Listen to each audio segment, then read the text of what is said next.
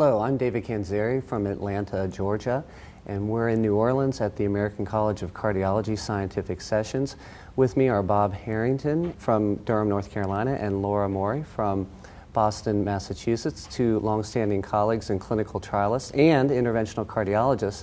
And our purpose is to discuss the EXCELLENT trial, which has been presented at these scientific sessions. The EXCELLENT trial, as you both know, was a study of about 1,400, well, specifically 1,443 patients who were evenly randomized to the Xience stent versus the Cypher stent for coronary revascularization. This was a trial that was initially intended to evaluate late lumen loss, and those data have been previously presented.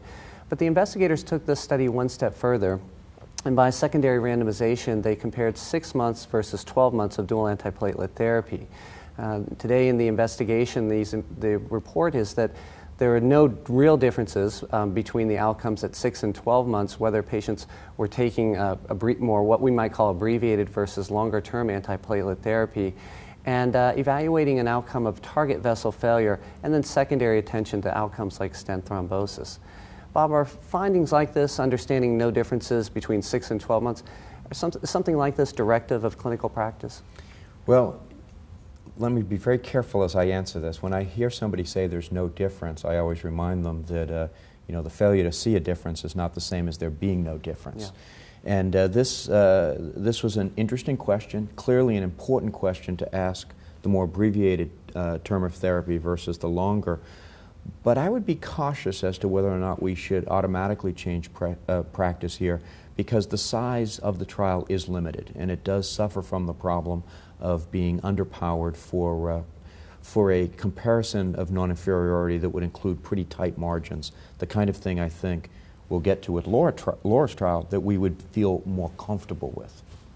So in that way, Laura, is this more an extension rather than an advancement on moving the needle to help discern when and if it's safe to stop antiplatelet therapy? Well, I think it's, I think as Bob said, it's trying to get at what we think is a really important question. When do we feel safe stopping antiplatelet therapy? That being said, it provides us a little bit of reassurance, but not sufficient, I think. Having a composite endpoint where most of the events are going to be revascularization rather than the things that we're primarily concerned with antiplatelet therapy being cardiac death or myocardial infarction or stent thrombosis.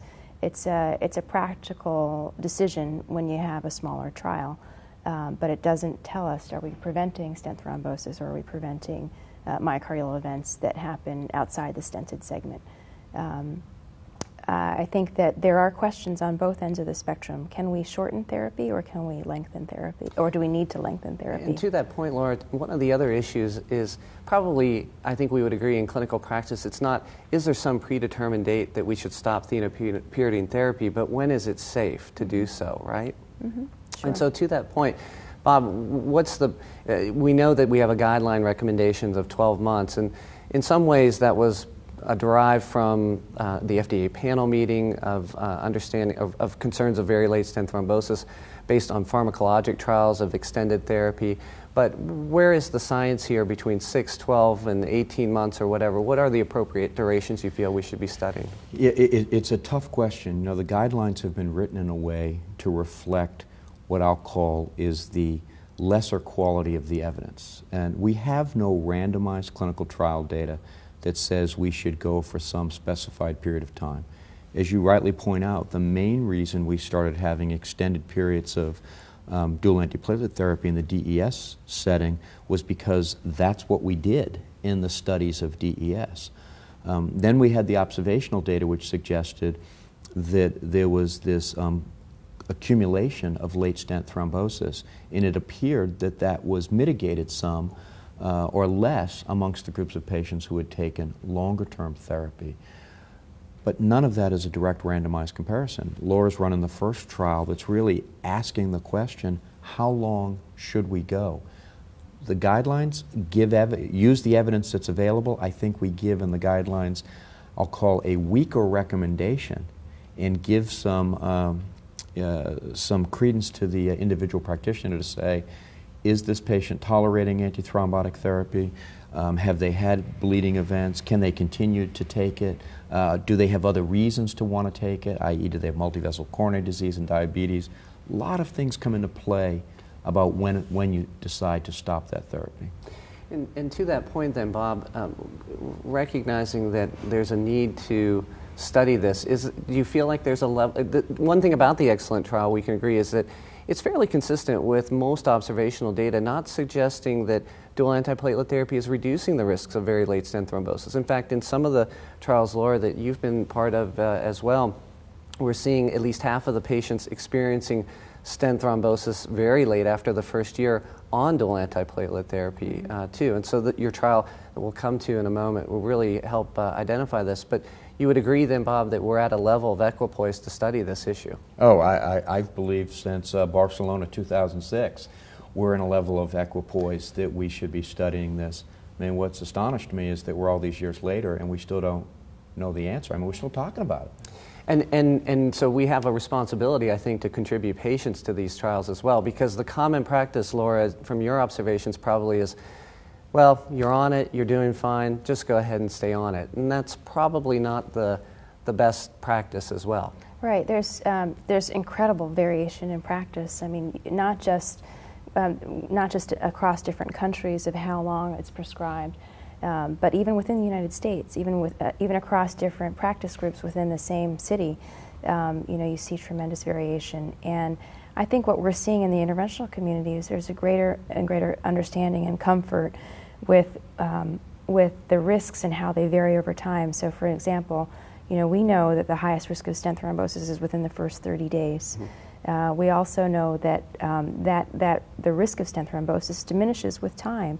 And so I can tell my patients that if you make it to one year without having any problem in the stent, whether it's a restenosis or any other unusual event that might happen in the stent, that your risks of having it happen a year out or longer are much, much, much less. And so what we're talking about really is trying to understand how we can prevent a really rare event, which is stent thrombosis.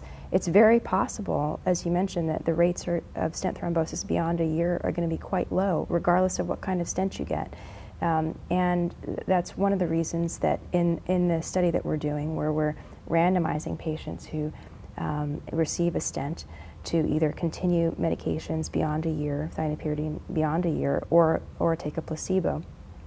That's one of the reasons that we're also extremely interested in looking at the cardiac endpoints of cardiac death, myocardial infarction, and stroke as powered endpoints to see if there's a benefit that's more global than just stent specific. And I think that would help inform what we can convey to the patients too, that there may not be a reduction in stent thrombosis, but we may be more broadly treating the patient, not the stent territory, by reducing outcomes of death, NMI, and possibly even stroke. Mm-hmm.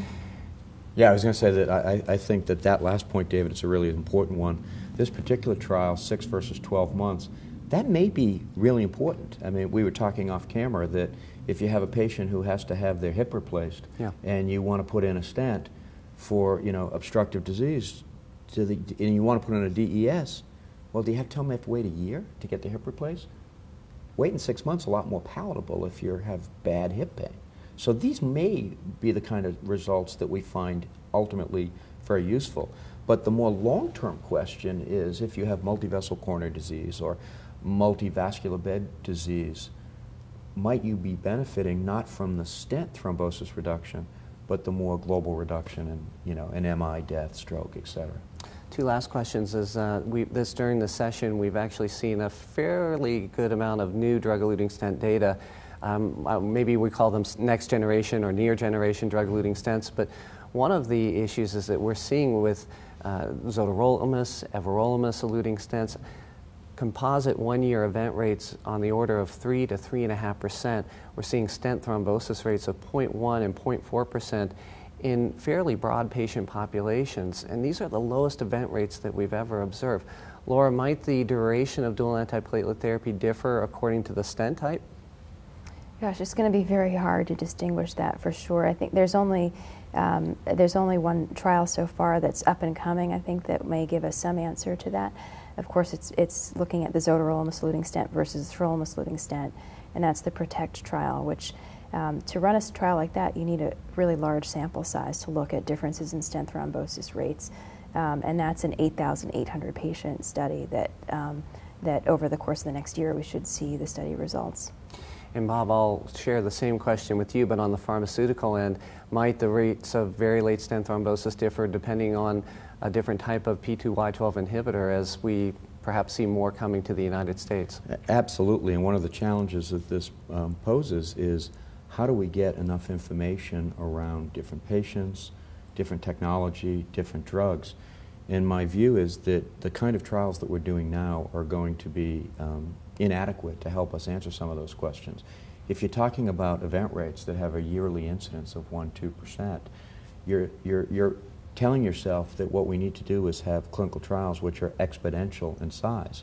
Now, we can't do trials exponential in size if we do them the way we're doing them today. Yeah. But as we move towards an era of electronic health records, about data moving a lot more, the capability of putting data together a lot more readily than we can do today, and accepting to do trials differently, I really do believe that what we need to do in diseases that involve tens of millions of people is study them in tens, if not hundreds of thousands of people, but not by the methods of today. This echoes the words of our colleague Rob Califf of doing the large, simple trial, isn't it? Where we want to address one particular question, perhaps in a very efficient way, but maybe not all the sub-studies as well. Well, I remind people that in the we used to do this. If you go back to the 50s, the polio vaccine trials were done this way. They involved hundreds of thousands of people over the course of a year or two, but the trials were very, very, very simple. Yeah. It's a real challenge because, you know, as you know, we're, especially as interventional cardiologists, we're very interested in very specific outcomes. And while we can do these broad trials, and I think that we need to make all these studies larger and simpler, it's easy to do for an endpoint like mortality. It's difficult to do for an endpoint like stent thrombosis. And I think we forget that as we clamor for bioresorbable polymeric stents and bioresorbable stents that have the intuitive benefit of safety without proven to date, we're really forgetting about some of the simple ways we treat patients with antiplatelet therapy. So Bob, Laura, I want to thank you for today's discussion. Thanks, Steve. Thanks, Stephen.